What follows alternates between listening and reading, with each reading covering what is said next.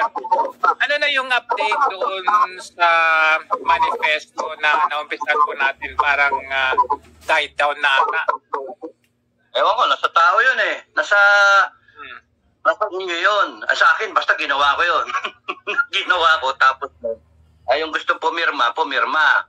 Nawa, ibang dahilan, hindi daw computer savvy, hindi daw techy yung mga tao. So, tingin ko is up to everyone, each one of us. Kung gusto ninyong baguhin ang Pilipinas, kung gusto ninyong iparating yung hinanaing ninyo at gusto ninyong may mangyari sa atin, hindi ko kayang lahat gawin yon na ako lang nag-iisa. Hindi ko kayang lahat gawin yon. Nag-imbestiga sa Senado, di ba? Nag-imbestiga. Yes. Nag-imbestiga tungkol sa PCSO, di ba? Doon sa Lotto. Tapos ngayon, nag-imbestiga tungkol sa Chacha. Parang may mangyayari naman. Tapos ngayon, natawa ako doon sa natuklasan ng Kongreso, bilyon-bilyon. Yung bilyon-bilyon yung naka-insert. Di ba? Merong inversion. No, na parang tuwan-tuwa yung tao, nandiyan yung Senado, na-verify nila, na-find out nila na merong billion na insertion. The 26 billion nata, yung sinasabi niya sa DSWD? 26 billion, no? Nasa ating batas, yung sa ating GAA, sa budget, may naka-insert. Loko-loko pala sila eh. Ba't di nila alam yun? Sila yung nagpasa ng batas eh. Exactly. Sila yung nagpasa. Niloloko nila tayo. Para bang hero sila ngayon na natuklasan nila, buti natuklasin nila. Parang niloloko naman tayo. Sila nagpasa ng batas, sila yung gumawa. Dumaan sa kanila yun. Under GAA, di ba po? Under GAA. Panay plastic ng ating mga congressmen at senador. Bakit? Kunwaring malinis kayo, nagmamalinis kayo, pero yung resolution 10, hanggang ngayon wala. Dinidiscuss ninyo resolution 6. Yung resolution 10, nakalimutan na. So meanwhile, habang nagkakaroon niyang mga investigasyon na yan, sunod-sunod na investigasyon, ano nangyari doon sa liquidation by certification? Wala. Natabunan. So ang taong bayan, uto-uto na naman, nalinlang na naman, yung Sila mga lang. tulog, yung mga pupulutin sa pansitan. Kaya may mga nadidinig na ako na sinasabi, walang pag-asa ang Pilipinas. Ang lagi ko naman sinasabi, pati sa mga military, naman, mga retired. Sir, wala nang pag-asa ang Pilipinas. Iking, wala nang pag-asa ang Pilipinas. Ibig sabihin, Iking, upper class. Bok, wala nang pag-asa ang Pilipinas. Ibig sabihin, classmate. Sir, wala nang pag-asa ang Pilipinas. Ibig sabihin, underclass. So, wag nyo nang, yung mga intel, wag nyo nang pag-aksaya ng panahon na kalkalin pa yung aking message box. Sinasabi ko na nga ngayon. Maraming nagsasabi sa akin, paano nyo kakalkalin yung message box ko? Paano yung nakakausap ko? Parang sinasabi, wala nang pag-asa ang Pilipinas. Ang sinasabi ko naman, lagi ko sagot, meron pa. Lagi namang may pag-asa. Ang problema lang, kasi sa amin, mga fighter, pagka mga warrior, yung mga veterano, puno, na lumatan, laging ganun yung attitude. Lagi may pag-asa. Hanggat merong kapang hininga, may pag-asa pa. Yung wala ka ng bala, ang daming kalaban, pero may pag-asa pa. Diba? Oo. Langit ang magde-decide kung tiko ka na. Okay. Lagi may pag-asa. It's just a matter of time kung hanggang saan mapupuno ang taong bayan. Ganun lang yun. Mapupuno yung salop kahit yung patak ng tubig, na tumutulo, patak ng patak doon sa tabo, mapupuno yung tabo, aapaw. Yung simento na tumutulo yung patak ng tubig, mabubutas yung simento. Yung buhangin na tumatama sa being blown by the wind, sa pyramid na antibay-tibay, natitipak din yon. So, lagi may pagkakita. It's just a matter of time. Kung ngayon, bukas, a few months, or a next generation pa. No? Hi guys, magandang araw sa inyong lahat. Ito po si DIY KKV Informative. At matutunghayan pong muli natin ay ang ating magiting na si Retired Captain Clemente Enrique ng Scout Rangers. So, ito po, Titwina, ay idol ko na ito. Simula po nung aking, siya ipanoorin dun sa kanyang video 1 hanggang video something, hanggang video 20 or 30 yata yun. Yun yung kanyang mga naging buhay bilang isang military. So, yung video ang sa pool ng kanyang mga title doon. Iba itong Pinoy Survivor Community na may number na 1, 2, 3 hanggang nasa 300 na yata. Ito naman yung kanyang pananaw patungkol sa nangyayari sa ating lipunan. Napakagaling po nito. Kung mapapanood nyo yung kanyang mga videos, talaga namang marami kayong matututunang aral. Sabi nga niya, vlog kong araw at lagyan ko ng komento yung bawat kanyang mga videos, napakarami. Kaya po hindi ko po siya, pero sa simulan ko yan na komentuhan yung kanyang buhay military. So anyway, dito po sa vlog niyan to ay in-interview po siya ni Sir Jojo de Guzman. At maganda naman yung kanilang talakayan. Nagsimula ito dun sa kanyang manifesto at sinundan kung bakit ganito ang nangyayari sa ating lipunan at hindi pa kumikilos ang taong bayan dahil nga sa wala nang pag-asa raw ang ating bayan. Pero sabi niya, meron. It's a matter of time, yung kanyang sinabi dito. At i-discuss din niya dito kung ano yung mga anomalyang ginagawa nila. Maraming ginagawa, lalo na yung mga corrupt government officials natin sa kasalukuyan. So, anytime talaga mapupuno na ang taong bayan, yung ang iba, sabi nga, wala na pag-asa, pero may pag-asa pa. Kailangan lang nating magsuri at kumilos, hindi yung tayo hindi kikibo.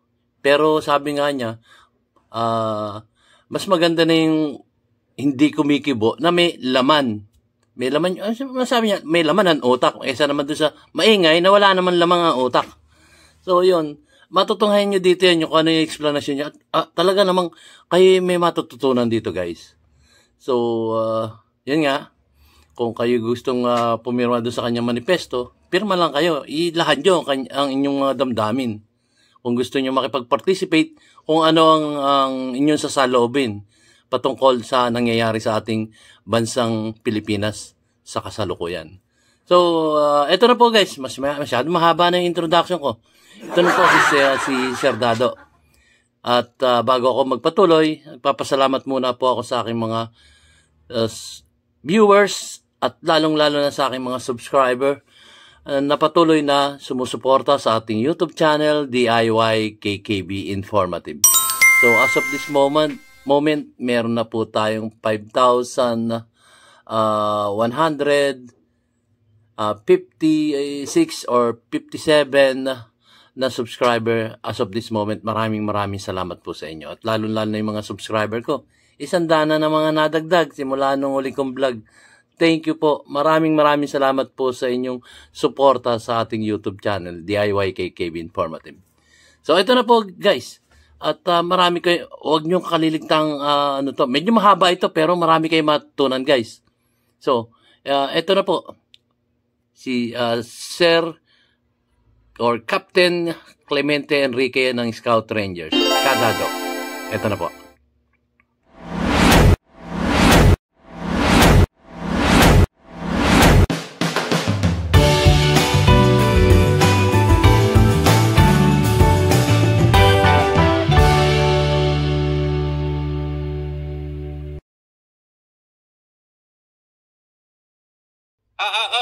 Ito, sir. Ano na yung update doon sa manifesto na naumpisan po natin? Parang died down na ata. Ewan ko, nasa tao yun eh. Nasa inyo yun. Sa akin, basta ginawa ko yun. Ginawa ko, tapos yung gusto pumirma. Nawa, ibang dahilan, hindi daw computer savvy, hindi daw techy yung mga tao. So, tingin ko it's up to everyone, each one of us. Kung gusto nyong baguhin ng Pilipinas, Kung gusto ninyong iparating yung hinanaing ninyo at gusto ninyong may mangyari sa atin, hindi ko kayang lahat gawin yon na ako lang nag-iisa. Hindi ko kayang lahat gawin yon. So, it's got to be kayo, mga taong bayan, kayo, mga vlogger, tayo, na alamin kung ano yung nangyayari. Do not turn a blind eye. Do not be deaf about it. Tapos nun, huwag basta-basta maniniwala. Very important yan, ha? Sinabi ko minsan yan na merong yung pagka nakarinig ka ng balit, galit ka kagad. Yung ganun ba? Nagagalit kagad tayo. Emotional tayo. Baka nachichismisan lang tayo o baka totoo naman talaga yung balita. Yung ganun ba? That's why it's very important. Verify. Yes. Verify yung source. Verify. Hindi kaya verify from another person. And kung hindi pa rin malinaw, continue on na nanonood kayo, nagmamasid kayo. Para 1 on 1 and 1 equals 3. So nakikita nyo, magkakaduktong. For example, nag-imbestiga sa Senado, di ba? Nag-imbestiga. Yes. Nag-imbestiga tungkol sa PCSO, di ba? Doon sa Lotto. Tapos ngayon, nag-imbestiga tungkol sa Chacha. Parang may mangyayari naman. Tapos ngayon, natawa ako doon sa natuklasan ng Kongreso, bilyon-bilyon. Yung bilyon-bilyon yung naka-insert. Di ba? Merong insertion. No, na parang tuwan-tuwa yung tao, nandiyan yung Senado, na-verify nila, na-find out nila na merong billion na insertion. The 26 billion nata, yung sinasabi niya sa DSWD. 26 billion. Tama yan. Na sa ating batas, yung sa ating GAA, sa budget, may naka-insert. Loko-loko pala sila eh. Ba't di nila alam yun? Sila yung nagpasa ng batas eh. Exactly. Sila yung nagpasa. Niloloko nila tayo. Tama. Para bang hero sila ngayon na natuklasan nila, buti natuklasin nila. Parang niloloko naman tayo. Sila nagpasa ng batas, sila yung gumawa. Dumaan sa kanila yun. Sila nagpirmahan nun eh. Tapos si BBM, pinirmahan yan. Kung pinirmahan ng BBM, dapat, bago ka pumirma, nakikita mo lahat na, tama rito, paaral mo nga yan, kung di ka masyadong nakikisaw-saw dun sa mga numero, at least meron kang mga trusted na mga tao na sinasabi, bossing, okay yan, malinis. O diba? Meron kang pupukpukin. Unless na, si Duterte, inisa-isa niya eh. Si Duterte it did his homework, iniisa-isa niya. Para hindi mo siya makuryente. Yun yung Pero pagka kunyari iutos mo sa ibang tao, okay lang, iutos mo sa ibang tao na marunong at trusted, na hindi gagawa ng kaloka. So, isang example na kulang pa sa mga ebidensya kasi bine-verify pa. Makikita mo yung pagka-connect mo yung mga point A, point B, point C, and whatever points na lalabas pa, it develops a picture na doon pa rin tayo babalik doon sa umpisa. Tandama ka ng kurakot ngayon. Tama. Mga loko-loko, mga pineperahan tayo. Yung galit ako sa Senado at saka sa Congress, kahit anong gawin ng Senado, sorry sa inyo, Congressman tsaka Senado, sorry sa inyo. Panay plastic kayo eh. Ay sorry baka ikaw mapasama. Panay plastic kayo. Bablog ko sana yan, sa iyo na lang. Panay plastic ng ating mga congressmen at senador. Bakit? Kunwaring malinis kayo, nagmamalinis kayo, pero yung resolution 10, hanggang ngayon wala. Dinidiscuss ninyo resolution 6. Yung resolution 10, nakalimutan na.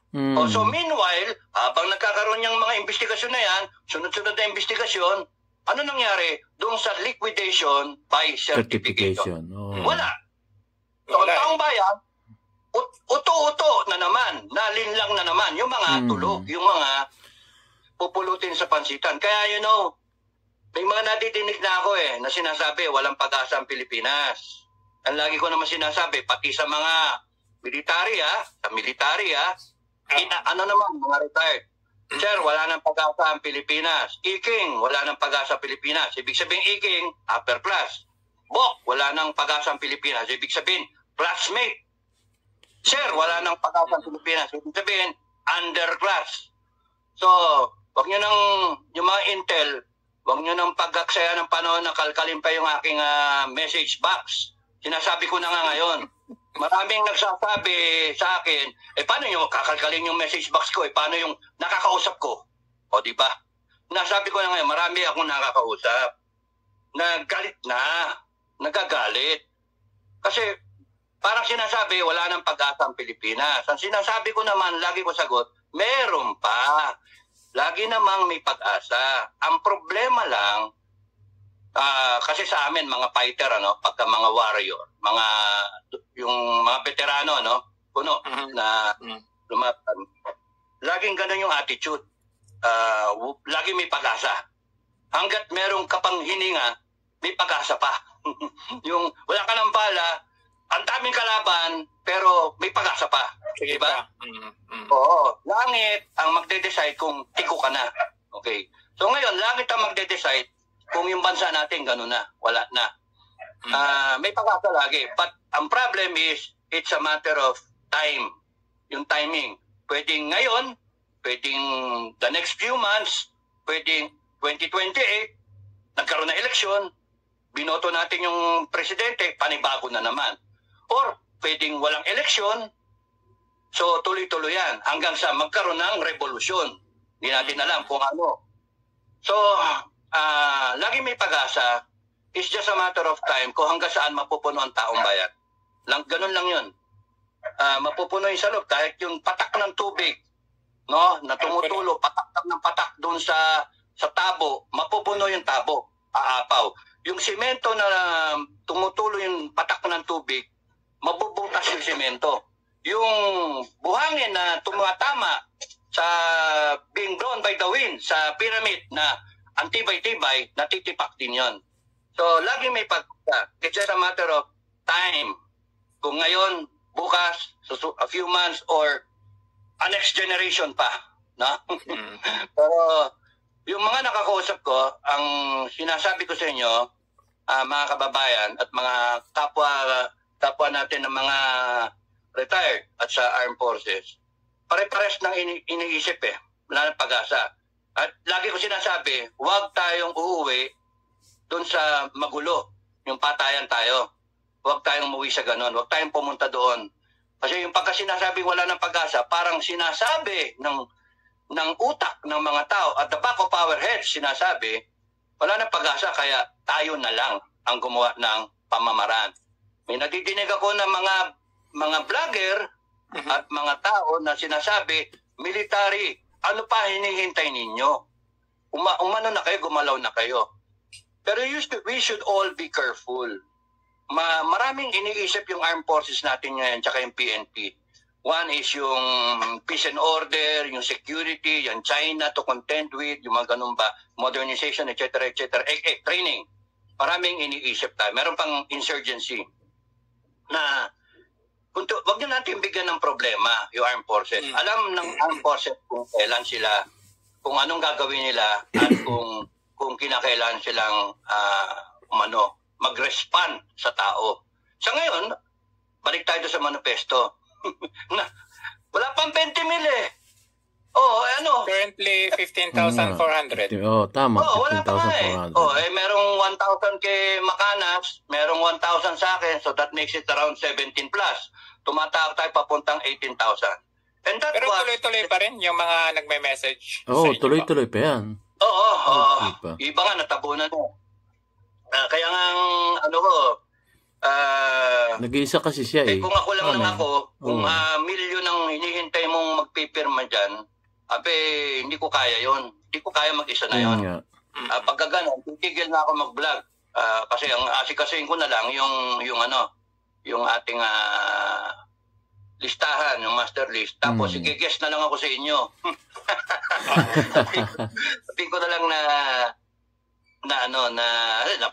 natabunan na ako Marami rin naghahanap kay General Macanas. Nasa siya ngayon, nasa probinsya nagte-tend doon sa kanyang yung hirap talaga pag nag-iisa. Yung barangay na tinutulungan. Barangay. So anyway, Yun nga. oo. Oo. In relation to that, So, ano natin, komento po natin. So, yun nga, sinasabi, wala na tayong pag-asa, wala na pag-asa. Hindi. May pag-asa pa. At, yun nga, maging mapanuri po tayo, guys. Maging mapanuri tayo. Tayo'y makijoin sa mga ganitong social media. Ilahad natin kung ano yung ating damdamin. Kagaya nga nitong sinasabi ng ating si Sir Dado na ayun, meron nga siyang mga manifesto. Bakit hindi natin ihayag? Huwag tayo mahiya. Kung ano totoong nararamdaman natin, tayo'y halubilo, makisama dito sa kanyang manifesto. Ito naman po sarili nating damdamin to. Wala po itong pilitan. Kagaya nga nun, sa mga nakaraang kong vlog, inalagay ko na nga yung kanyang phone number o kaya yung kanyang Facebook account na Dado G. Enrique. Tapos komento kayo din, message niya siya, I sign, tapos pangalan nyo, tapos edad nyo, tapos trabaho nyo, tapos lokasyon. O kung nasa ibang bansa kayo, di sabihin nyo kung anong bansa. Ganun lang. Hindi nyo naman ibibigay yung buo yung pangalan eh. So, yun lang ang pinaano doon. Pero makijoin kayo tapos sasabihin nyo, ngayon na. Tapos hindi naman tayo salamuha kagaya ng ganitong mga paglalahad ng mga katiwalayan sa ating gobyerno. Kagaya ng mga korupsyon na nangyayari. So, walang mangyayari kung hindi tayo. Pwede ba namang utusan natin? Kagaya sabi niya, utusan nyo yung military ngayon na. Hindi pwede. Yan ang mga tatalino yan at sumusunod sa Constitution. Pero kung ang mangyayari ay we, the sovereign Filipino people, imploring the Almighty God, tayo kasi yung tayo yung pinakamataas na posisyon dito sa ating bansang Pilipinas, mga taong bayan. Hindi yung mga military, hindi yung presidente, vice-presidente, kongresista, barangay captain, konsehal, hindi. Tayo po ang pinakamataas na posisyon dito dahil tayo po ang nagpapasweldo sa kanila. Yun po. So, huwag tayong manahimig. Kung ano yung totoong nararamdaman natin, ilahad natin. Kagaya nitong mga social media, pwede kayo mag-comment. Yung iba nagko-comment nga kaya lang be careful po sa magpagko-komento kasi yung iba nakakasakit na. Yun lang sariling damdamin natin na kumbaga ito ang aking hinaing, ating mga gustong mangyari, ganon. So, yun ang sinasabi ni Sir Dado dito. Makialam tayo, magsuri tayo. Hindi tayo mananahimik lang. Sasabihin, wala na pag-asa. May pag-asa pa. Ang problema natin, tayo. Tayo po ang problema sa nangyayari ngayon. Dahil hindi tayo nakikialam ano natin sa future generation? Ano ipamamana natin yung ganitong sistema ng ating kasalukuyang gobyerno? Medyo mahirap po yun.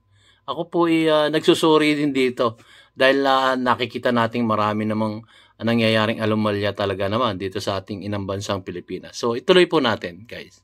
Ito po interview ni Sir Jojo de Guzman. Apo, tuloy na natin. Nakita yung totoo. May example Nakita yung mga leader. Ito pa ba yung mga dating leader? Ito ba sino yung mga kasama natin? Sino yung na-identify yung mga higher grade na mga tao, yung higher position, mga high profile na tao na nakakampi natin. Nakakampi ni Duterte, no? Yung family. And then nung nagsalita siya ng droga na nakita. Yes, bangag, bangs. Ano yung level ng adversary? Anong level nung opponent? Yung mindset. Doon pa lang kitang-kita na. Hindi siya magpapadrag test Hinamon siya Diba hanggang ngayon wala pa? Wala nga ang result. Natabunan na. Hinagalaw. Wala pang drug test. So, ibig sabihin, iniiwasan yon.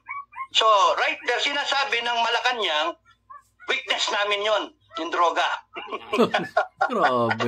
Baka matuto yung Malacanang sa akin Baka matuto. Weakness namin yon. Kung baka yung mga sumunod doon, nilihis yung usapan Mabot na tayo ngayon sa Chache. Nawala nga.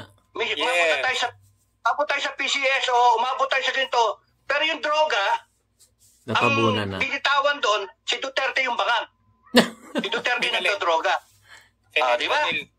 So, yes. Ang ngayon, yung taong bayan, ang tanong dyan, yung parang Russell Crowe. Russell Crowe sa Gladiator. Are you entertained? Are you entertained? Di ba? Ako, siyempre, entertain ako. Sorry, wala. May tumawag eh. Okay. Ako yun. So, dapat, ang taong bayan, you should be keen, you should be wise, you should be focused kung ano. Kaya nga sinasabi ko lagi, stick to the issues. Ano yung issues? Kung baka ino-operan ka, kundi pera, lumalabas din ang pera, di ba? Ino-operan ka ng pera, kung hindi umaabot yung pera sa'yo, yung kwento, umaabot sa'yo, definitely. Ang sagot mo, kahon, prinsipyo pa rin. So yun yung isa pa example, sinabi niya, separate Mindanao, di ba? Yung secession. Yes. Bumahanap ngayon yung mga tao, yung all the president's men, from SND na we will defend the Constitution, yung territory natin, i-uphold natin. Si Mistako na si General Anyo na sinabi na with resolute force. With resolute pa. Wala pa kang bakbakan eh. Pero nandun yung trabaho nila yun. Dedepensa ko rin sila kasi sinabi ni Duterte, ni Tatay Diggs, na ang armed forces saka yung PNP, you protect the Constitution. Ano ba ginagawa nila ngayon? They're protecting the Constitution. Na hindi tayo magkahiwa-hiwalay, di ba? But ako, kung babasahin niyo yun, it is also a message from these people, from this commander, it is a message na basta hindi kayo gumulo, huwag kayo manggulo, okay tayo. From PNP tsaka AFP. Ganon yung basahin dapat yon.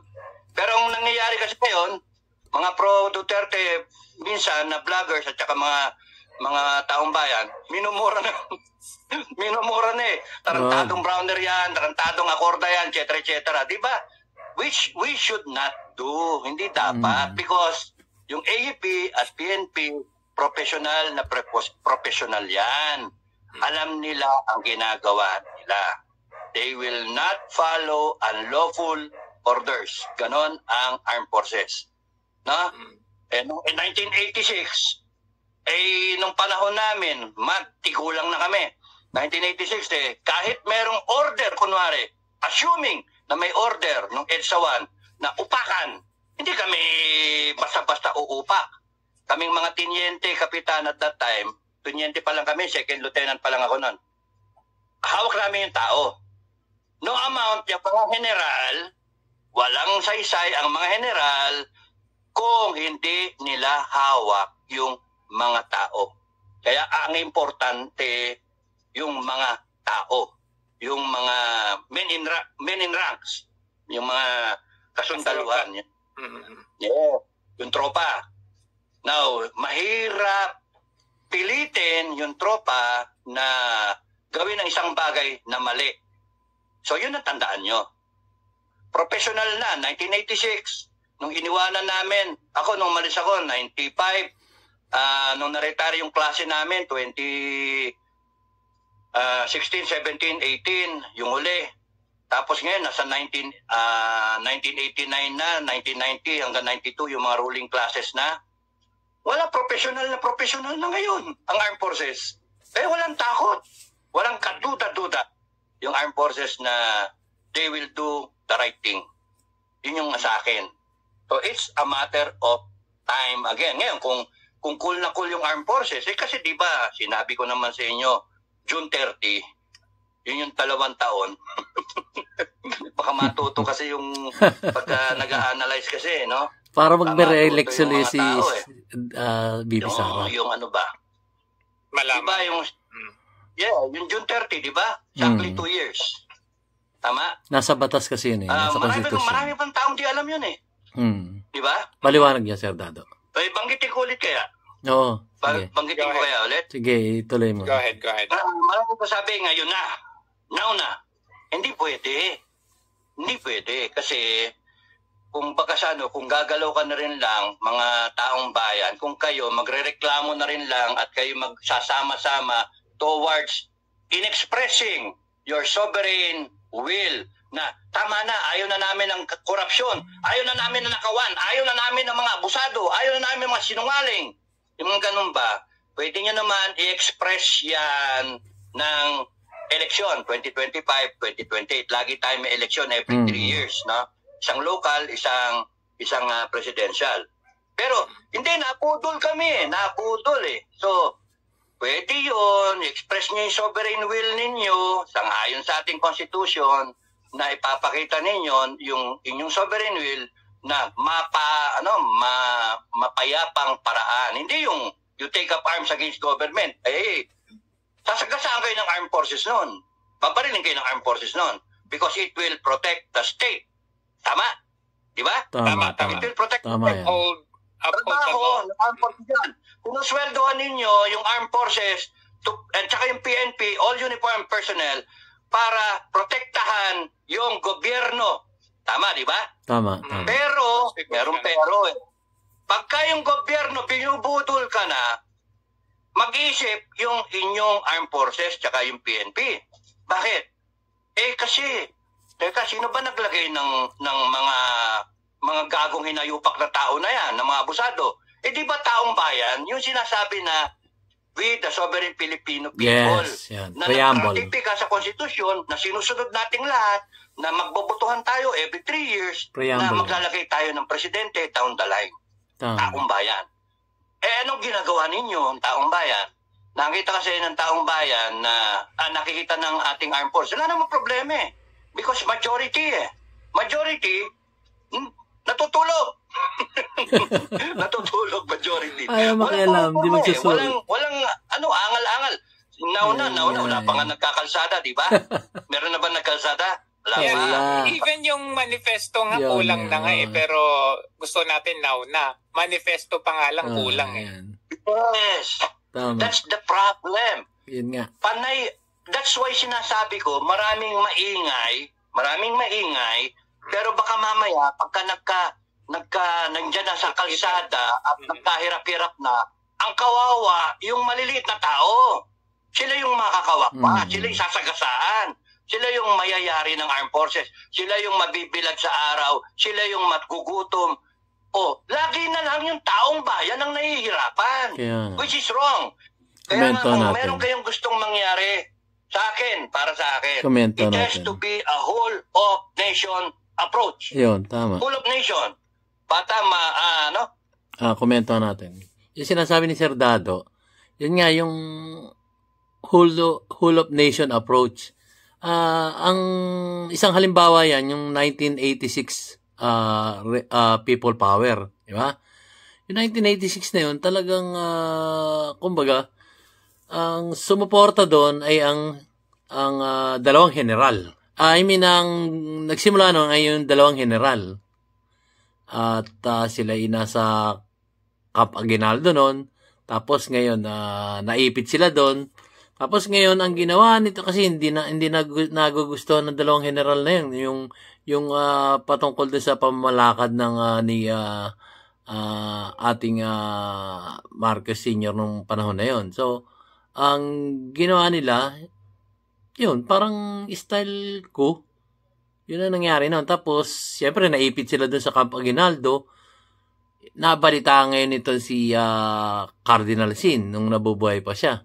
So, nanawagan si Cardinal Sin na suportahan itong dalawang general na naroon sa Camp Aguinaldo.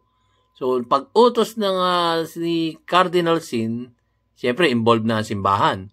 So, narinig ngayon at sinunod ang utos ni Cardinal Sin, dumami ang tao. At plus nun, pagdami ng tao, di siyempre, walang pagkain nun. Paano yun? Ngayon, dito pumasok ngayon suporta ng mga mayayaman na may pera at mahihirap na may pera din na sinuportahan sila ng pagkain doon sa time na yun. Talagang punong-puno yung EDSA nun, guys.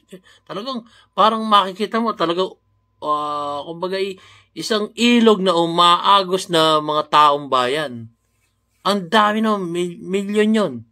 Milyon yun kung isipin nyo. Siyempre, ang mangyayari doon, meron narong naka-stay, merong uuwi, merong uling babalik, ganon. Para relievo ba?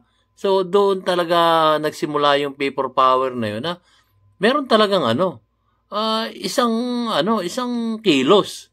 Isang kilos na ginagawa, kaya nag-successful yung people power nung 1986. At ito nga, naupo itong si Cory Aquino noong time na yon, noong 1986 revolution. So, ituloy natin, guys.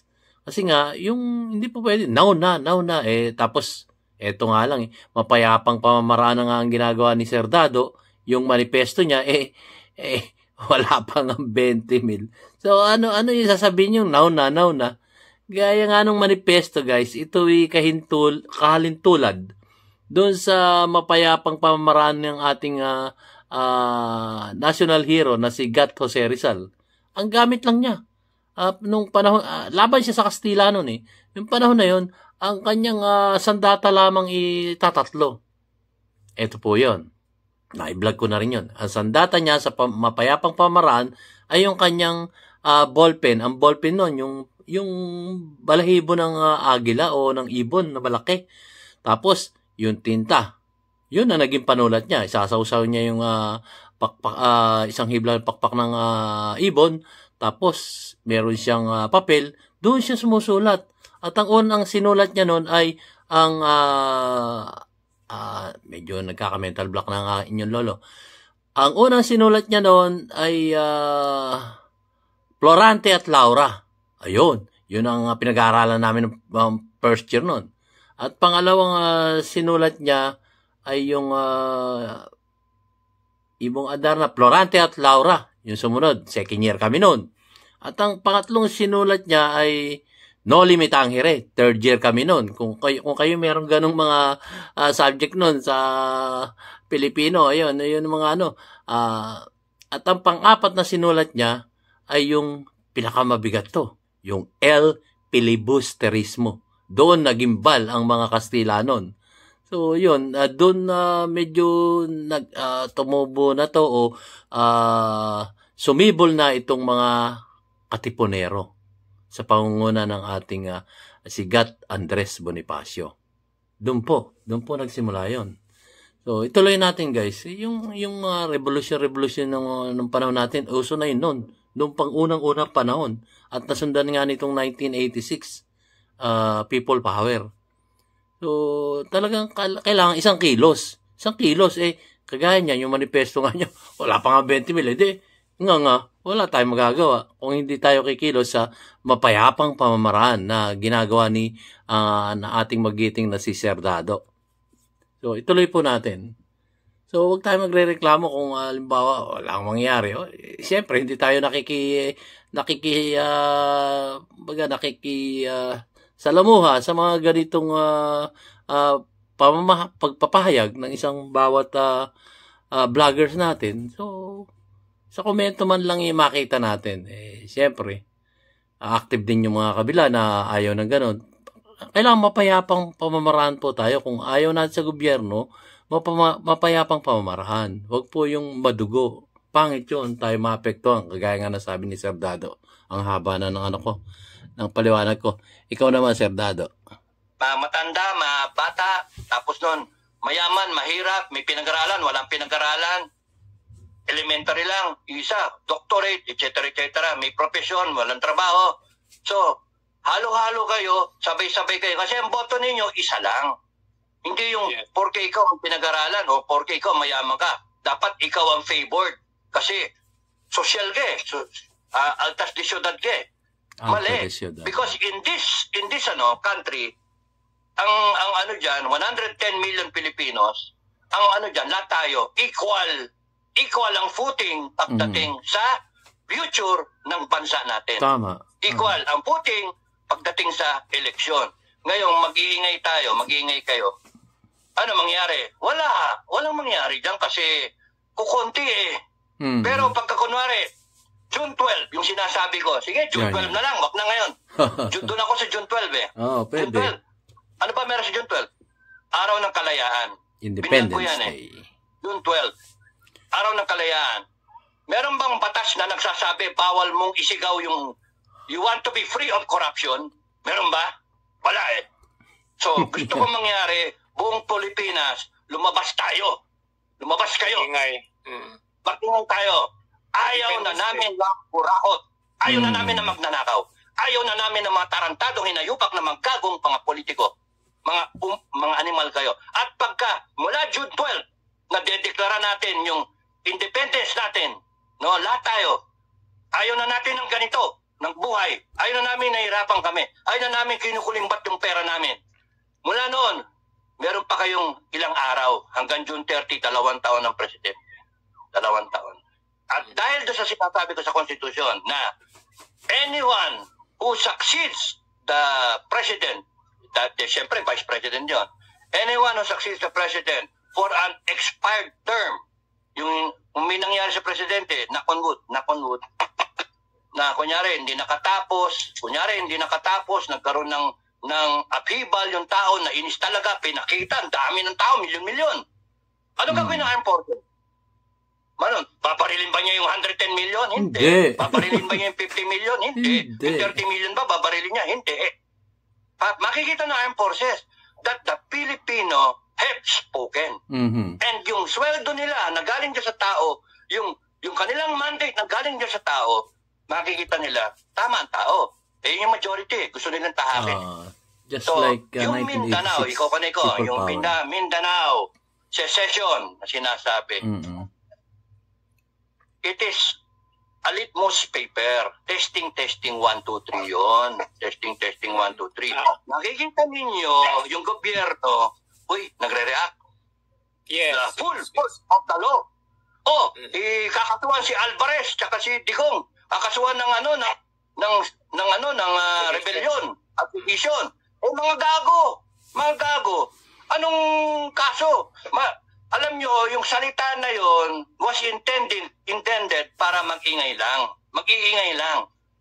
Para mabaon sa utak ng tao, kung si Presidente Digong at si Alvarez na congressman kakasuhan, paano pa tayong maliliit na tao? So tinatakot lang kayo. Kaya dagdag nyo yan sa listahan ng mga uusigin ninyo, mga kababayan. Dagdag nyo yan. Kasi dadating yung panahon, sinabi ko nga sa inyo, matter of time, na kayo, kung baga sa timba, isang patak na lang.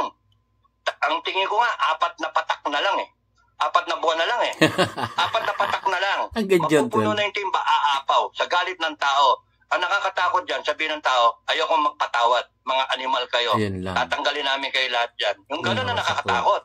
And armed forces should be aware of that, because baka magkagulo-gulo tayo. And yung PSG should protect the president.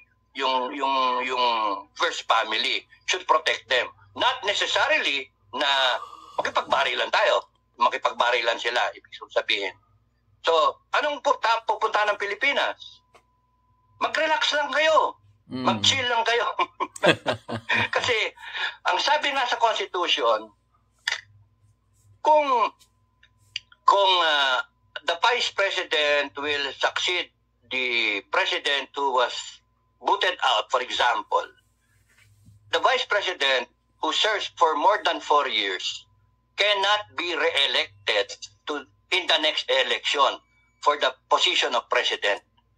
Mahalaga yung 4 years na yon sa Constitution.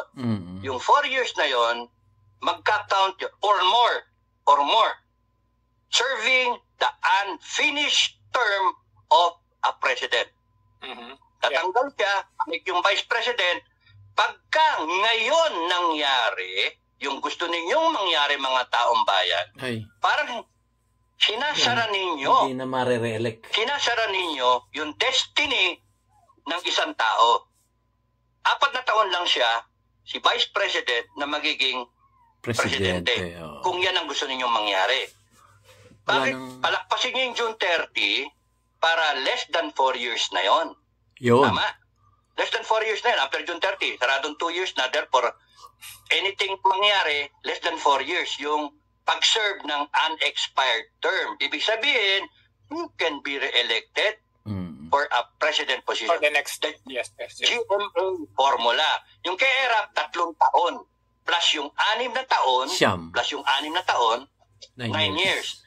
Yung mga nag-iisip, yung mga nag-analyze, 4 na taon, Tsaka or less, 6. a little less than 4 years. 10 Yung yun. maximum, that is July 1. Sakto, July 1. Anything can happen. Anything goes. Kung meron. Di ba? That's why, pwede pa siya sa 2028 tumakbo. So imagine, 6 years tsaka 4 years, you have a Philippines na 10 taon na 10 taon. si Sara. O ano, mamili kayo ngayon. Kwarta o kahon? Gusto nyo ba? Lang, Sara? Or 10 taon si Sara? Mamili ang Pilipino. Ngayon, kung ayaw ninyo na 10 taon, di kayo makahintay, you have no patience. 4 O di taon sige, now na, magkalsada na. 4 na taon lang. Tara, I will lead you. Now na, punta na tayo. Gusto nyo bang ganon? Hindi, ako nag-iisip ako Ba't ako pupunta sa kalsada? Bakit ako magsasalitang ganyan? Mag-iingay ako. Ikayatin ko kayong lahat magkalsada na delikado pa kasi yung manifesto na lang, wala pang 20 mil. Gusto nyo akong makulong? Mag-iingay ako doon. Biglang magkaroon ng putukan. Ginulo nila. Tinarantado. Don't you know that you are falling? You are falling into that possibility na mag-declare ng martial law? That's why, Pwede. alam din, kung tayo nag-iisip, alam din ng Malacanang, alam din nila, yung game Playbook. Nasa Constitution, yung playbook. Alam nila. Kaya anong ginagawa? Palitan ang Constitution. Ayun lang. Palitan. Baguhin. Di ba? Kunwari, economic provisions. Nagsalita si Digong, tigil niya yung FI na kabalbalan niyan, o nagsalita ang president, si BBM, sinabi, hanggang economic provisions lang. Pero ina-underground ng iba, makita ninyo, pagka nalingat kayo, biglang, bakit gano'n na? Congress na lang ang marami ng di ba? Bas biglang may extension ng term na, 2 term na si BBM, etc. So, gaya ng sinasabi ko, Filipino people, alamin nyo lang yung nangyayari, timpi lang kayo sa emosyon ninyo, and then you unleash it at the right time. Di ba yung mas maganda? Yung mag-iisip. Kesa yung, now na, 4 years. Versus, sige, maghintay tayo. 4 months, patient. So yan ba yung Ayun yung, ito, komento natin guys. So ito yung kumbaga, wag tayong magmadali. Kung kayo ayaw nyo na sa gobyerno, wag tayong gagawa ng hindi maganda. Ang sinasabi nga ni Sir Dado dito, sa mapayapang pamamaraan kung talagang kayo sawang-sawa na. Wag tayong gagawa ng hindi kaaya kasi pagka ganon, tayo, hindi naman tayo, kulang tayo sa bilang. Kung sinasabi ni Sir Dado na kulang sa bilang, wala. Makukulong kayo pagka ganon. So, mapayapang pamamaraan lang ang palagi ni-insist ni Sir Dado.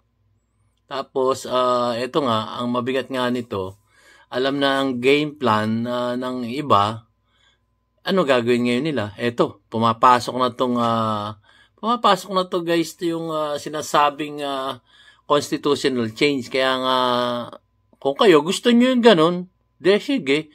Pero ako, sa aking paranaw at kay Sir Dado at siguro sa iba rin, na yung people initiative na yan, maling-mali po yan. Hindi pa napapanahon. Hindi pa napapanahon yung pagbabago ng konstitusyon. Kasi nga, gaya ng nakaraang kong vlog, pagbabago ng konstitusyon, hindi pa napapanahon. Bakit? Kasi maraming question sa kanila na hindi sinasagot. Maraming tanong ang mamayang Pilipino hindi sinasagot ng ating nakaposisyon sa ating gobyerno. So, tapos magbabago sila ng constitution, kagaya nga sabi ni Sir Dado. Hindi lang yan yung economic provision ang gagalawin nila. Pag nabuksan na yung charter change na yan, kaya na nilang galawin. Kaya nilang galawin ang iba't ibang batas dyan. Pwede na nilang baguhin.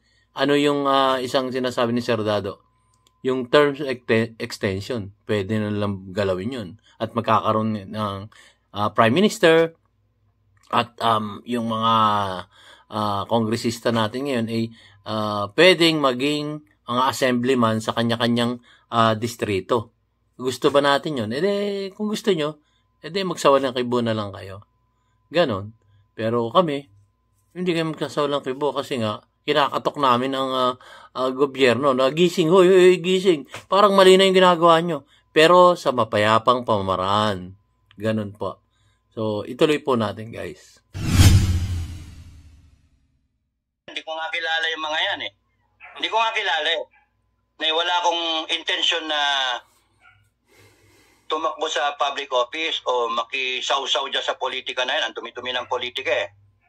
Ang sa akin, na nakikita ko lang na if you really believe, Filipino people, if you really believe in the man, Tatay Digong, if you believe in Sara Duterte, 32 million votes, you trust them. And then let them be the one to play yung game. Yung kung paano ba, yung Game of Thrones, no? Mahirap kasi yung pangungunahan ng mga tao eh. Mahirap eh. Kasi hindi mo alam nga. Ako nga, inisip ko nga eh.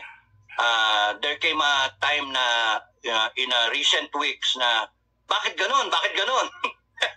bakit now na, di ba? Now na. Siyempre, nag-iisip na. And then, merong ano ba ang mas gusto ko? Kasi ang mas gusto natin, yung gaganda ang Pilipinas sa 10 taon kaysa sa 4 na taon. Di ba, bargain? No, ngayon, Sara, the Vice President, has to speak up. Has to speak up na kung ano yung kanyang iniisip. But that does not necessarily mean na yun talaga yung ano niya.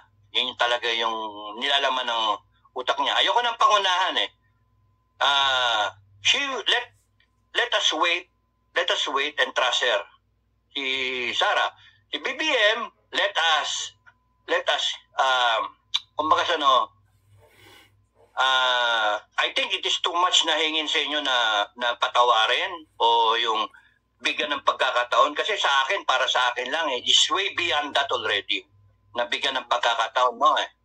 Ang sa akin you try to survive the next few months.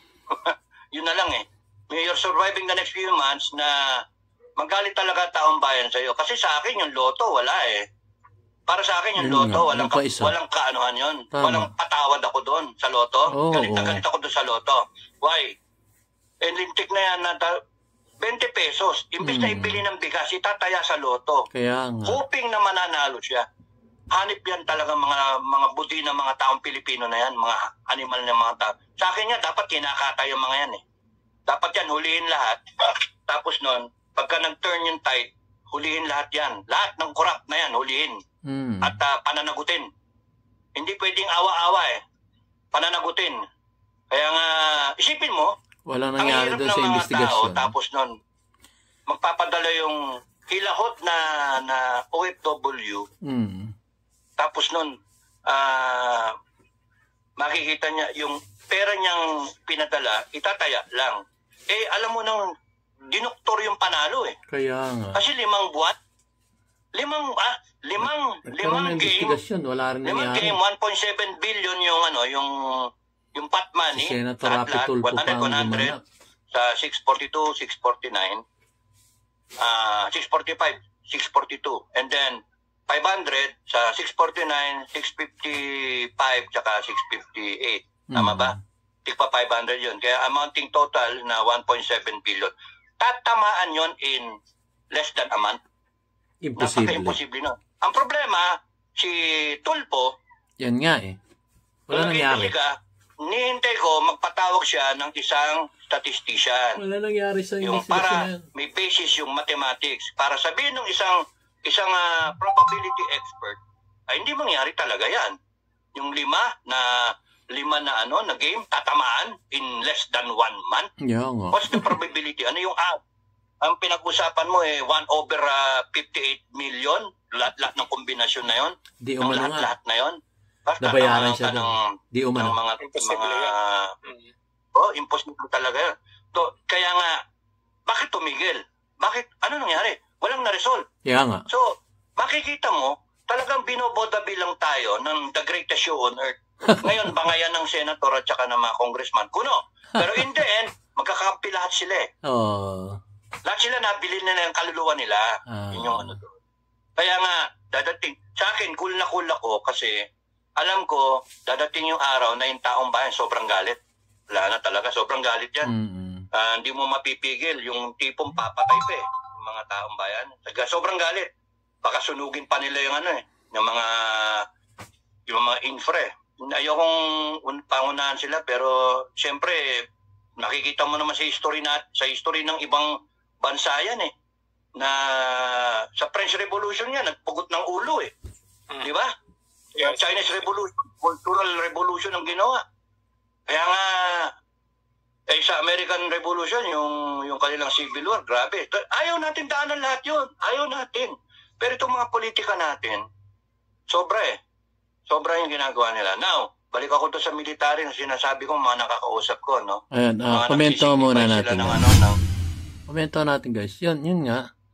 Imagine, yung nangyaring yun, yung investigasyon sa PCSO, ang iniidolo pa natin si Senator Rapi Tulfo ang gumanap doon. Pero, nga, wala nangyari, di ba? Biglang tumahimik, biglang, wala na, hanggang doon. Kumbaga, parang nasa highlights na yung unang hearing. Ang galing! Ang galing ni Senator Rapi Tulfo. May mangyayaring sigurado yan na mapaparusahan yung mga tiwaling opisyal ng gobyerno dyan sa PCSO. Ang galing, palakpakan. Tapos, after na ilang hearing, wala na. May narinig ba kayo? Wala. Sabi nga ni Sir Dado lahat yan, nabayaran na. Di ba? Wala talaga. Wala talaga. Diyos ko, kawawang Pilipinas. So, ituloy po natin guys. Nakomentohan ko lang ng bahagya. Ito po. Support, etc. At lagi kong binibilin, huwag tayong magkapatayan, huwag tayong basta-basta. Pag-isipan natin kasi mga tarantado ito, mga ito eh. Hindi sir, revolution na lang. Revolutionary government na lang. Hindi, wag. Kasi pagka nakatikim din tayo, baka mamaya, makatikim kayo ng pera rin, baka makoruptin kayo. Yun. You know, balik tayo sa question. Parang yung may pag-asa pa ba? Laging sagot mayroong pag-asa. Pero seemingly, parang walang pag-asa because kulang ang aksyon. Inakailangan dyan ang solusyon ng Pilipinas. Total reboot. Yun ang pananaw ko, no? Pwede. Total reboot na. Because yung corruption, sobra-sobra ng talamak na masyado, nakabaon na, nasa loob na ng balat ng tao eh. Ano yung para sa akin dyan? Yung ganun lagi eh. Kaya kita mo, ang daling kurapin ng mga agencies, ang daling kurapin, ang daling kanya-kanya talaga. Kurapin mo ang mga Pilipino, wala na talaga tayo. Iikot na naman tayo ng isa pang generation. That's why, pagka nag-reboot ka, talagang tanggalin mo lahat ng virus. Tanggalin mo lahat. Baguhin mo lahat ng yung operating system, baguhin mo lahat. Na, paano mo gagawin yun? Yun ang nakakatakot doon. Paano mo gagawin? And, papasok na yung military doon. I don't know. But I'm sure na yung armed forces will avoid that because mga professional yung ating mga sundalo eh. So, where does that leave us? Taong bayan. Taong bayan. The armed forces should be yung taong bayan united kung ano ang gustong tahakin ng taong bayan. The same way na yung gustong mangyari ni Digong, nila Alvarez, no? Nila Kong Alvarez, na in a peaceful manner, ito i-stress ko in a peaceful manner. Anong gagawin natin kung ayaw na nila? Kung pipirma ang 26 million na botante ng Mindanao, palagay mo na ang pumirma lang 20 million, yung 6 na million ayaw. Anong gagawin ng Di ba? 50 wins. Di ba? 20 million, yes. Over 50 million. O di umalis kayo 6 million, o kaya maglagay kami ng isang area para sa inyo lang. And then kasama kayo. Hindi, buong Mindanao, amin. So doon kayo, sa Luzon na lang kayo. Ganon. Tinaboy talaga. It is a long process, hindi sila nagmamadali, pero kitang-kita mo na pwedeng pumunta doon, lalo na kung ang isasagot ng gobyerno, balasubas pa. Yun nga. Na sasabihin pa ng presidente ng Pilipinas, Imbis the na secession amuin. is doomed to fail. Hindi na ka amuin, dapat hindi. nagsasalita ng ganon kung ikaw ay isang pinuno ng isang bansa. Kasi meron na nagsasabi na dating presidente na mataas ang respeto ng taong bayan, na malaki nagawa sa bayan natin, nasasabihin, hihiwalay na lang ang Mindanao. Kami na lang. Hindi niya dinamay ang Luzon at Visayas. Inyo na yan. Basta sa amin, Mindanao.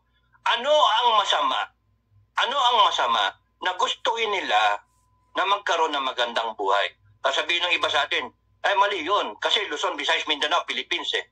O di, mali talaga kung mangyayari. Mangyayari yun kung gago ang Luzon at Visayas. Kung gago yung gobyerno. So anong solusyon? Kung gusto nyong mabuo ang Mindanao sa Pilipinas, Luzon, Visayas, Mindanao, abay simple, wag nyong gaguhin yung pamamalakad sa gobyerno. Ganun kasimple. But you do not say secession is doomed to fail.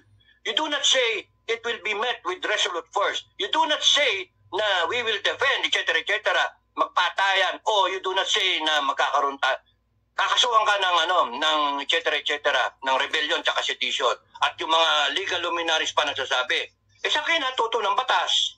Ako hindi lawyer. Tinuruan lang kami sa may natatandaan din naman ako kahit pa paano. Pero tignan ninyo, paano magiging sedition yun tsaka rebellion? Wala pa nang nangyayaring gere. Kung yung mga sila miswari nandiyan pa hanggang ngayon eh. Hindi nga na andan nyo pa sila hanggang ngayon. So nag-i-struggle sila. Yung mga NPA nga nandiyan pa sa Congress eh. Yung mga rebelde nandiyan sa Congress. Tatlo yun. Ano nangyari sa kanila? Sa kanila ang dami nang namatay. May 50 mil na namatay na tao dahil sa kagaguhan nila. O ano ngayon? Hanggang ngayon nandiyan sila. Nagboboto pa sila. Nagchachacha pa sila. Andayin pa silang mga opinion. Na-interview pa sila. So, tapos ito, ganyan ang gagawin nyo sa dating presidente. Ganyan ang gagawin nyo sa isang na wala pang labanan eh. So, simple lang ang sagot doon. Dapat ang sinabi ni BBM, makinig ka dito sa Jojo. Napakamayari. Dito kay Jojo, channel. Jojo de Guzman. BBM, ang dapat sinabi mo na lang doon, kasi ikaw ang presidente ng Pilipinas. Yeah. Dapat ang sinabi mo, I am very thankful for the statement of former President Duterte. And I am very sorry. I'm very sorry with a lot of humility, diba? Sabihin mo, with yung humble ka. I am very sorry that you have to criticize me, but I welcome it. I welcome. Now, para hindi tayo magkahiwa-hiwalay, kasi maganda naman yung natin. I am willing to listen to you. Yes. And I am willing to work an extra mile, an extra effort. Tapos, nasundan sana yun, nung nagkabaha-baha, imbis na nag-party siya, ay, linchugan yan. Lintik na yan. Ano pa yung leader? Kaya nga sabi ko, Joe, self-destruct. You don't have to go to the streets. Ngayon nauna, hindi. Hintayin nyo, mag-self-destruct yan, kita mo. Kasi taong bayan, nakikita talaga, gunggong na lang yung kakampi sa kanila, tanga na lang yung, hindi, BBM pa rin. Siguro mas maganda ang nangyari pag gano'n, yung sinabi nyo na very humble way of approach na gano'n. Kasi ang kailangan talaga dyan, guys, yun nga, gaya nga na sinasabi ko nun, ang Mindanao, noon pa talagang sila hindi na nagbibigyan ng pansin. Hindi na sila nabibigyan ng pansin sa kanilang mga pangangailangan, lahat. Kumbaga, kulang na kulang ang pagbibigay ng ayuda sa mga taga Mindanao.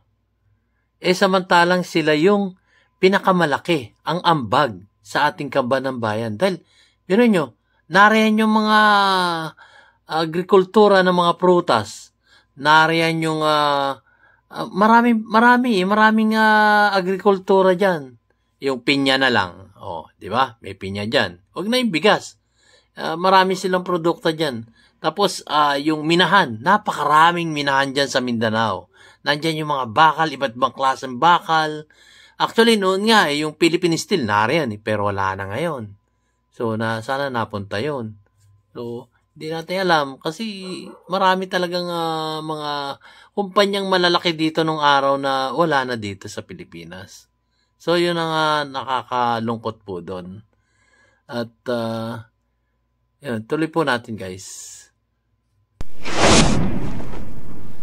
Tuloy natin. BBM, makinig kayo. Ang totoong leader, alam kung kailan magiging matigas, kung kailan ka magsasalita with force, with resolute na focus with passion, no? Very passionate ka sa sinasabi mo para makinig yung mga tao. Alam mo kung kailan lumagay in a position of strength. Pero at the same time, alam mo kung kailan ka lalagay in a position not of weakness, but a position of compassion, of generosity, of humbleness. Ganon ang leader, no? Dahil sa sinasabi, kuting ka, dahil sa sinasabing weak leader ka, biglang bangag ka, you seize the opportunity, biglang sinabi mo, yung nagiging strongman like your father na sinasabi mo, hindi magpo-prosper yung separation ng Mindanao. Titigil ko yan. Yung Constitution, ganito lang. Palpa ka. Mali ka. Because no amount yung pagsalita ko, hindi mo alam yung ginagawa mo. You do not know what you're talking about, Mr. BBM. You do not know what you're talking about. Actually, sorry pero you are a fraud. You are a fraud. Nako. Binoto kita, you are a fraud. Kunwari kang leader. Ito, meron akong iba-vlog ko, Diyos, ayun na lang, no? Okay. Ilang beses ko pinractice yung linya. Yung kung titignan niyo yung strategy ni BBM, ginagaya niya yung kanyang tatay. Kasi proven yung tatay niya na maraming bumilip, maraming loyal. In fact, yung Ilocan dyan, nandyan para sa tatay niya. So, tama yung formula. Dinagdagan lang niya na why not the Dutertes? Kaya nadagdagan siya ng boto. Dumami yung kanyang following. No? Na unti-unti ngayon natitipak. Nagigising yung mga tao. Pero they're trying to make sinasalba yung situation by doing this and that, etc. Na palpak pa rin. Minsan palpak pa rin eh. Tama yung in fairness, tama yung sinasabi niya na doon sa agriculture na solar irrigation. Binlag ko 'yon. In a few weeks nakaraan binlag ko 'yon. Pero bakit mo ngayon lang sinasabi yung solar irrigation 2 taon na nakaraan tapos nag-Department of Agriculture ka and you were talking of high polluting na mga projects. Ngayon mo lang tinutumbok na ang talagang solusyon sa agriculture natin, production. Para mag-increase yung production, para dun sa yung mga ganong bagay, na malilit na bagay, empower mo yung farmers. Tama yung kadiwa, gaya yung ginawa ng tatay mo. Ang problema, hindi mo naintindihan yung konsepto ng kadiwa. Tanggalin mo yung middleman para yung farmer, production, diretso sa market. Bagsak bigla yung presyo. Tatanggalin mo lang yung middleman. Bibigyan mo lang ng pagkakataon yung farmer, sila ang may capacity na mag-produce at the same time, magbenta ng produkto nila. Automatic, bagsak yung presyo. Mawala yung middleman eh. I-empower mo lang. Tama yung kadiwa, ganun ang ginagawa ng tatay mo. Kasi hindi kayang labanan yung mga middleman. Trabaho rin kasi yun, business. Pero marami pang, kagaya ng tatay mo, nag-isip din ng tsa-tsa, etc. Diba? 1973 Constitution from the 1935. Diba? So ngayon, from the 1987 Constitution, you're trying to change it. So, yung mga infra, gusto mong gayahin yung ginagawa ng tatay mo. Ang problem, pera. Walang pera. So, yung tatay mo noon na sinasabi na merong kinukuhang pera, Ngayon may kwento rin na kinuha ang pera na divide and rule sa armed forces yung tatay mo noon, no? Noon ang favored niya yung mga reserve. Yun ang nabibigyan ng juicy positions. Tapos yung mga P-mayor na nagrereklamo na siya pinagmulan ng RAM, na kaya nagkaroon ng revolt, mutiny, because walang pag-asa yung P-mayor na umangat sa chief of staff position. So, ginagawa mo rin ngayon divide and rule. Ngayon, kinakampihan mo yung pinsan mo. So, in short, ang daming mga red flag, o maraming sinyales na that will make me think that you are trying to copy everything that your father is remembered for. Trying to be like him, pero you cannot be malayo, because your father is a much more na better person yung tao yun mas brilliant, mas siya forward looking, may vision, pero sa'yo hindi. Sa'yo hindi. Ang sa'yo is parang yung kay Sharon, tsaka kay Perry Hill. You're nothing but a second rate, trying hard. Copycat. Actually, you're nothing, ulitin ko, you're nothing but a second rate, trying hard, pussycat.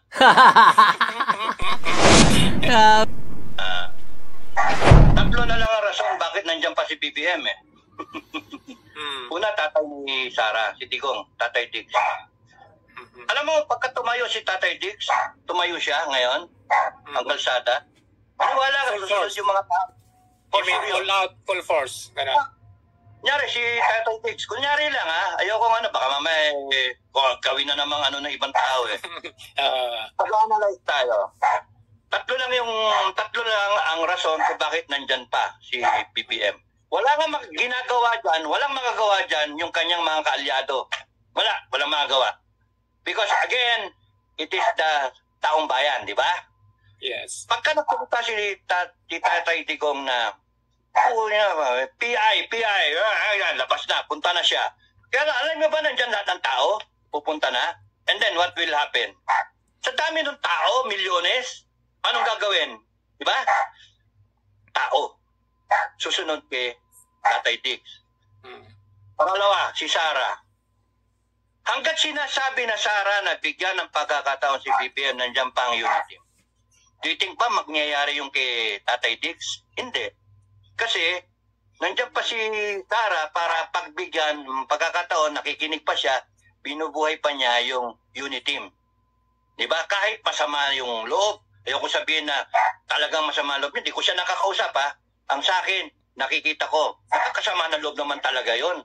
Yung tatay mo nagpaliping nung tatay niya. Tapos ikaw, all out ka, suporta sa lintik na yung kumpanya na yan. May pasweetams pa kayo na red and blue. Naggaganong-ganon pa kayo sa mga picture-picture, di ba? Kumbaga parang mga love team di ba? Ano nga pala yung, isipin mo kung nagsiselos talaga yung isa siguro ngit-ngit ng Well, anyway, kasi yung mga picture, marami ko picture na kinolekta ko sa net. Tapos I made a Facebook page out of it, yung post. So, pag hanggat sinasabi ni Sara na walang doon ako kay BBM, wala rin magawa. Wala. Yung pangatlo, tatapusin ko lang, yung pangatlo, taong bayan. So, in all three, taong bayan yung key, di ba? Taong bayan. Ngayon, yung tanong mo, yung sagot ko, it shows you na mas powerful ang salita ni Sara. Kasi si Tatay Diggs, hindi siya lumalabas sa kalsada. Sabi mo nga, nagsalita na yung tao. Nagsalita na si Tatay Pero hindi siya kinampihan ni Sara. That tells you that Sara, in all of this, is a very, very good person. A very, very good, has a very, very good character. May moral fiber yung tao. Kaya nga, bottom-bottom yun eh. Bakit? Kasi pwede naman eh. Ayan na yung tatay eh. Pero hindi. Buhayin pa to. Hanggat fit. Hanggat sa hindi pa ako pumepreno, hanggat di pa ako lumalabas in the open na, gago talaga to. Diba? Yung parang kumakanta na nga, pakanta-kanta nga Last Christmas, diba? Yung joke ba? Na Last Christmas, I gave you my heart. Tapos nagsasalita si Duterte, Last Christmas na nung mga tao ngayon sa Malacanang. Now, so hawak pa ang kompas, ganon. Hawak pa ni Sara ang kompas. Kumbaga sa pinapakita ni Sara, she is a person na may sariling karakter. Iba yung tatay niya, iba ako. Di ba? Hindi ako na magpapadikta kahit kanino. Tatakin ko yung sarili kong destiny. At yung destiny, with it, priority yung Pilipinas. Kita niyo yung nagsalita na si Digong, tapos maraming military men na retired na papanig sa kanya, nagsalita ibang mayor, pwede na nga hatiin eh. Ano nang ibabaw kay Sara? Hindi ko siya nakakusap, pero ina-analyze lang natin. Ang sa akin, sa tingin ko, inaano niya, buo sana yung Pilipinas eh. Di ba? Wag na muna. Tignan natin kung pwedeng unity team. Because that will, yung message doon is, baka makuha natin sa maayos. Di ba? Kung baka that tells you na malamig yung ulo niya, yung cool na cool, di ba? And yung ano siya, basta ayaw niya nung may masasaktan, yun yung dating eh, sa akin. Pwede na nauna eh, bahala na. Ibig sabihin, calculated siya. Alam niya yung ginagawa niya, alam niya yung barahan niya, alam niya kung paano, no? Alam niya kung paano. That's why, I believe she'll make a good president. Yun yung tingin ko doon. After saying all that, I think she will make a good president. Now, may pag-asa pa si BBM eh, dahil sa nandiyan si Sara. Now, ayusin niya, huwag niyo pastusin yung tatay. Ayusin niya. Kasi alam mo, pastusin man yung tatay, abay gago ka, paano ko lalagay? Pinipwersa mo, akong kumilos, laban sa'yo. Ganun lang yan eh. Hindi natin alam kung... Sa tingin niyo po yung ICC will be the triggering point or meron pang ibang mas mabigat? Pwede. Kasi pag ganun kasi yung administrasyon eh. Hindi, oo, tapos may pumasok, nakausap na, nandun na sa Malacanang. So hindi maintindihan ano ba talaga. Kaya nga eh, pwedeng trigger yung ICC, pwedeng hindi, pwede yung Congress ang trigger. Pero ang nakakatakot dyan, Joe, no? If you will analyze, ito nakakatakot dyan. If there are so many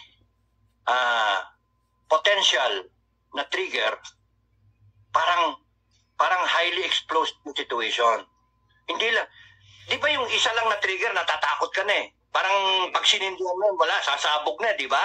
Pero yung ang dami-dami, ibig sabihin, kundi lang 3 bariles ng TNT yan eh. Sindihan mo yung grabe. Pagka yung tao sumabog, ay grabe yan. Grabe yan.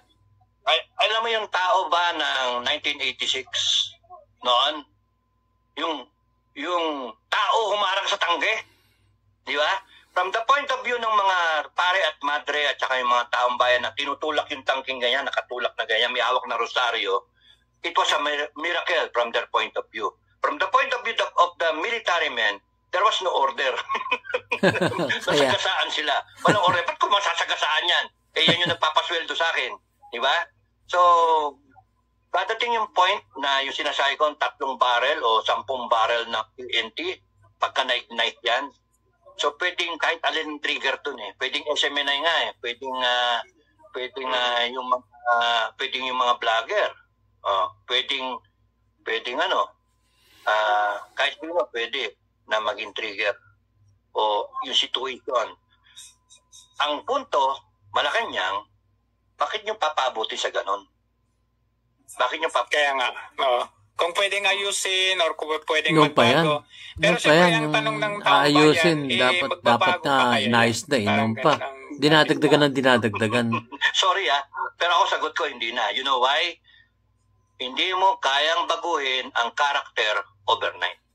Kaya, Example, anong tawag mo to sa taong pinalibing yung tatay mo? Tapos nun, papakasuhan mo sa ICC, papabayaan mo, papahuli mo. kaya, Walang yung tao yun. walang yata Di ba? talaga. Anong tawag mo sa tao na niligawan mo yung Sara Duterte na pwede namang tumakbo ng presidente, Oo. pero hindi, galit yung tatay sa anak, bakit di ka tumakbo? I'm handing it to you in a silver platter. Hindi tayo. Ito lang ako muna, Vice President. Supportan natin si Apo BBM. Grabe, At di yung ba? tao, they went wild. Wow, Apo BBM, di ba?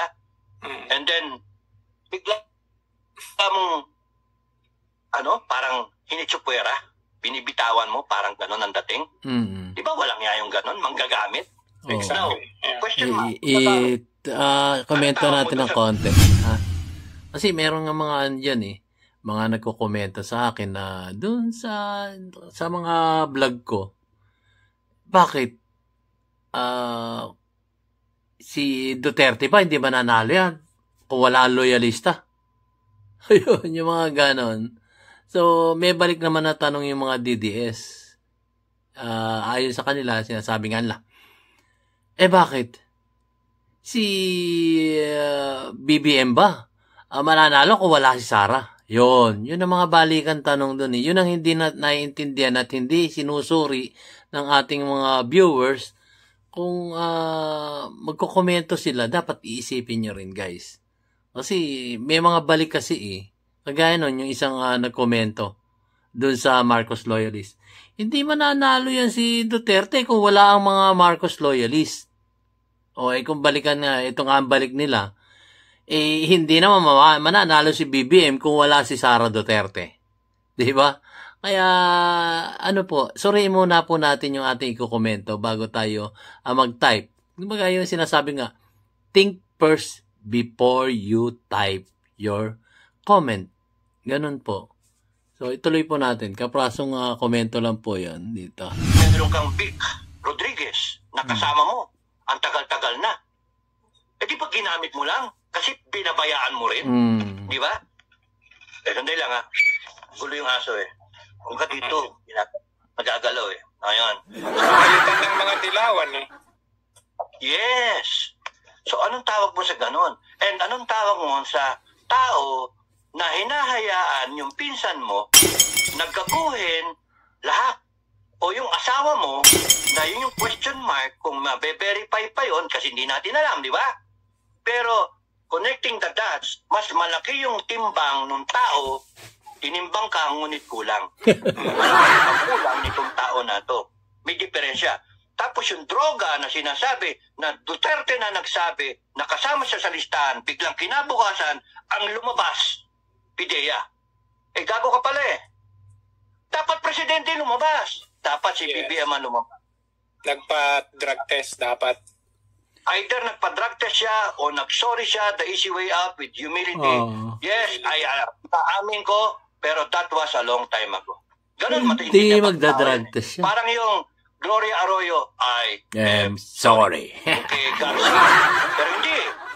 It has to be PIDEA na parang sinungaling si Duterte. Nung nahuli siya sa interview, sinabi pa niya, fentanyl. Ang may problema si Duterte. Bangag si Duterte. Anong klaseng tao yun? Sa argumento nga, mainang argumento yung ibabalik mo yung debate doon sa tao na nag-aano sa'yo, nagko-question sa'yo. Parang sisiraan mo siya. Simple lang yun Hair follicles, magpa-drug test ka. Tapos, wala na yan. Di ba? Ba't di niya magawa? Kasi pagka ginawa niya yun, baka mamaya, biglang lumitaw yung walang yang na yan, pulboronic na yan. Di natin alam kung meron o wala. Ako, inintay ko nga baka magkaroon Di natin alam. Pero, video hindi wala na pa. kaya, dadating yan sa eksena, kung isipin mo rin, hindi nga kaya meron, kasi kung titignan mo, parang cool na cool. Gawin nyo lahat ang gusto nyong gawin. Isang bagsak lang namin yan. Yung di ba, na high flashes sa Pusoy. O sabihin mo, meron kang 4 alas. Panalo ka na, di ba? Hindi. Sa'yo, royal flashes eh. Jack, Pinakamataas Queen, As. na luck eh. Queen, Pagka binagsak yung pulburon video, kung meron man, yari. Galit ng tao nun. Di ba? Kaya, ano yung, again, bottom line, yung time. Yun yung tingin ko dun eh, yung time. Yung 4 When years. the time is right. When the time is right. Ba't mo pipilitin mahinog ang isang bayabas o yung mansana, si hinugin mo, whatever na fruit for that matter. Mangga. Hindi ko naman eh. Kinakailangan sumilay. Di ba yung papaya? Alam mo na pwede nang anihin yung papaya pagka nag-change color na, tumilaw na. Ganun yung mga prutas eh. Mangga, berdeng-berde, pero pagka nagsimula na magkaroon ng yelo, pwede na, magulang na. Ganon si Inday Sara. Hindi pa sumisilay. Kaya hanggang hindi sumisilay, may pag-asa ang Uniteam. Ngayon, BBM, First Lady, Tamba, Congress, Senate, lahat kayo, pati mga secretaries, huwag niyong paabutin na sumilay, manilaw yung prutas. Yung pwede nang pitasin. Mainog. And that's June 30. After June 30, huwag kayong magkamali sa ginagawa ninyo. Ngayon pa nga, mula ngayon, sinabi ko nga, January pa, hanggang June 30, I am expecting you to do something right, to do something yung kakatuwa ng Pilipino. Ano yung kakatuwa ng Pilipino? Drug test. Sa'yo, di ba? Tigil nyo yung tsa-tsa. Resolution test. Napakasimple, di ba? Wala eh. Panay, bopol. Wala talaga. So, ibig sabihin, lulun na lulun sila sa kanilang kapangyarihan, sa kanilang pangungurakot, sa kanilang kaarogantehan, abuso, kaya talagang, balik ako doon sa tinanong mo, meron pa bang magpapago? Tingin ko, in just 4 months, wala na. Hindi na kaya. Ano na yan? Sealed na yung fate nila. Now, whether or not BP Sara will rise up, depends on her. Wala tayong pakialam sa kanyang We wish lang tayo na sana, constitutionally, siya dapat ang sunod sa session. Pero, wag sanang mangyari na somebody na isang retired na general o mga general o mga active na general magsama-sama and then they take over government. Yun ang nakakatakot. Revolutionary government. Because sabi ko nga sa inyo, maraming mga tao na nakikita ngayon parang wala na talagang pag-asa. Kaya sinasabi ko, may pag-asa lagi. Kasi tingnan natin, hintayin natin 4 months kung anong mangyayari. Kaya chill. Happy Valentine's lang, di ba? Happy Valentine's. Happy Valentine's. Love. Si BP Sara, pinapakitang love niya si BP. Love niya si BBM. Oy, First Lady, wag kang magsiselos. Wag kang magsiselos, First Lady. Pero paganda naman talaga si Sara eh. Para nung bagay nga.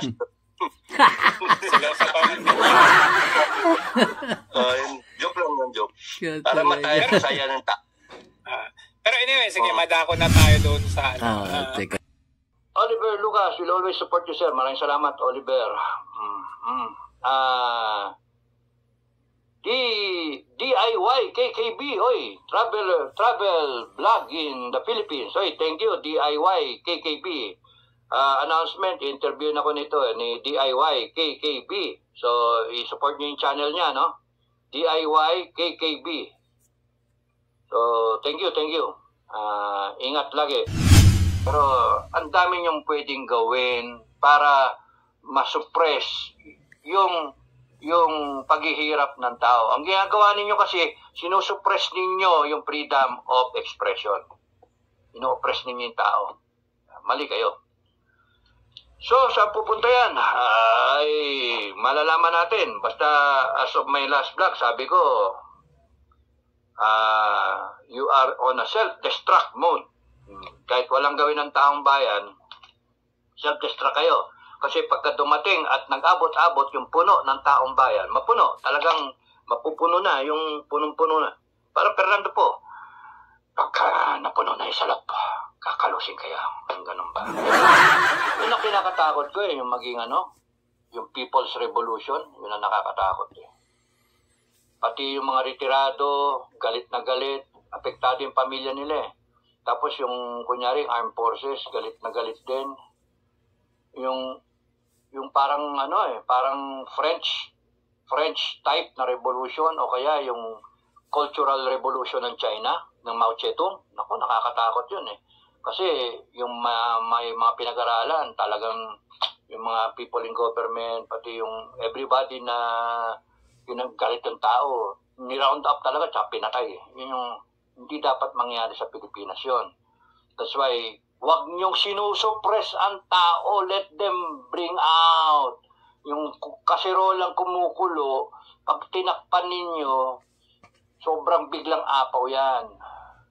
Mahirap kalaban yun. Ang pinakaayaw ko, mag-civil war tayo. Ganun lang.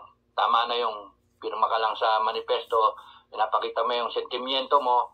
We support the feeling na we are withdrawing our support kay BBM and Sara, acknowledging Sara to step up and be the president because we do not want the Philippines to go down the drain.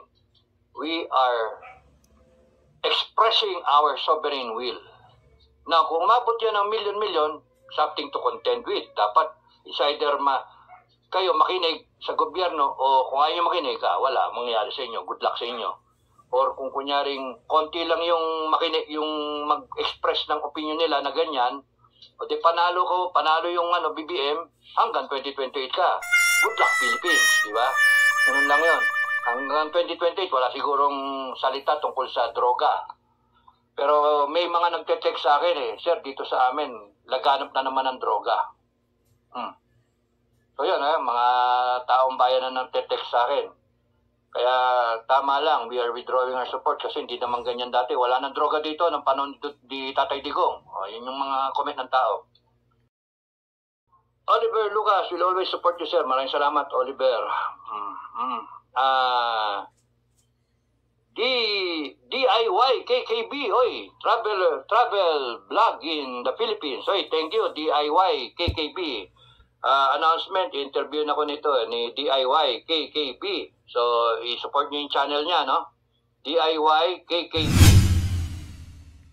Okay guys, so napanood niyo na. Masayahin to si Sir Dado. Kumbaga, kahit na mainit na yung ulo niya, pero pilit pa rin tayong pinatatawan nitong ating si Kadado.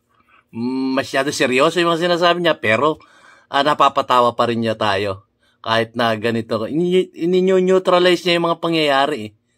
Sa ano po, talagang masayahin to kasi nakakatagpo ko na to At hopefully, Sir Dado, sa Panagbenga Festival, sana magkita po ulit tayo. So, talagang masayahin to. Makikita nyo sa aura niya, lalo na kung makakaharap niyo siya.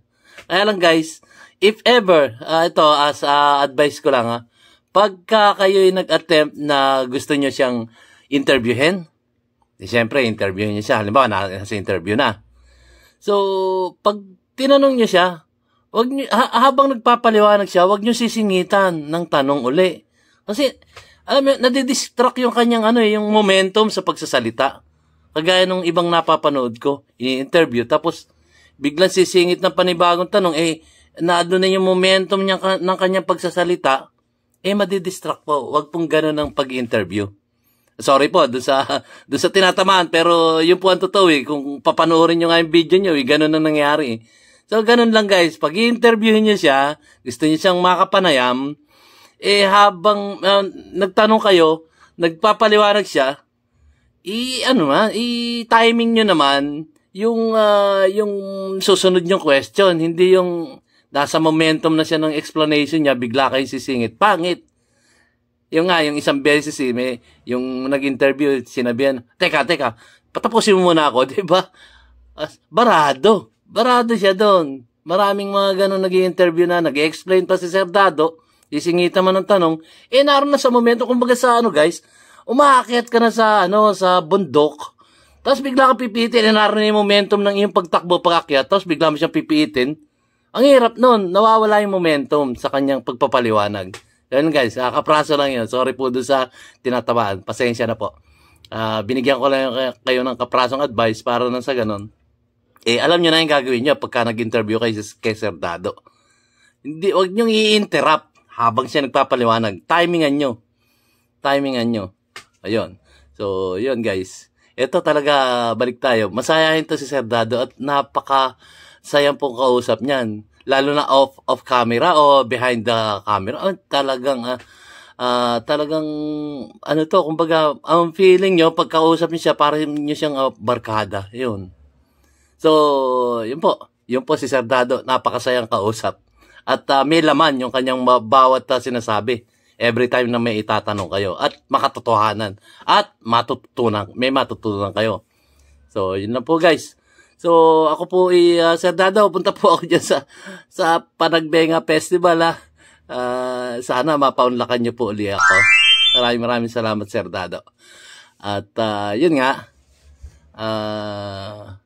kung kayo gusto niyo halimbawa, gusto niyo makakatagpo si Sir Dado rin, if ever, tara, punta tayo sa 25 sa Panagbenga kasi naroon ako, 23 pa lang naroon na ako So, i-PM nyo lang ako dito. I-PM nyo lang ako. Kung nagbabalak kayong umakyat din ng Baguio City, sabay-sabay tayo.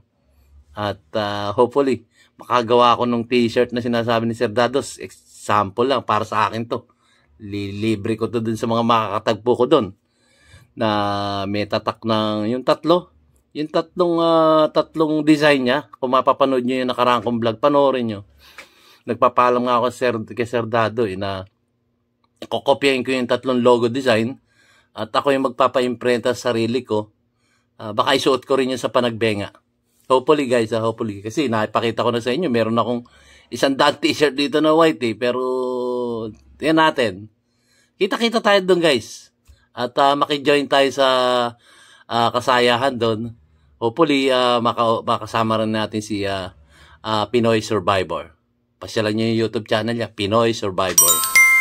At 100% talagang marami kayo matutunan. So, mahaba na po guys. Kwentuhan na ito sa atin. So, hanggang dito lang po. At maraming salamat po muli sa aking mga viewers at lalong-lalo na sa aking mga subscriber na patuloy na sumusuporta sa ating YouTube channel, DIY KKB Informative. At sinasabi ni DIY KKB Informative, kita-kita po tayo sa June 12. Independence Day. Less than 3 months na po yun. June 12, Independence Day, kita-kita po tayo guys. Pakita natin yung ating suporta sa ating inang bansang Pilipinas. June 12, Independence Day, kita-kita po tayo. Wala pa pong venue kung saan. I-announce po ni Sir Dado yan. At siyempre, i-re-announce ko kung sakaling na-miss nyo yung kanyang announcement na yun. June 12, Independence Day. Venue na lang ang ating inaantay kay Sir Dado. Maraming salamat po. See you on my next vlog.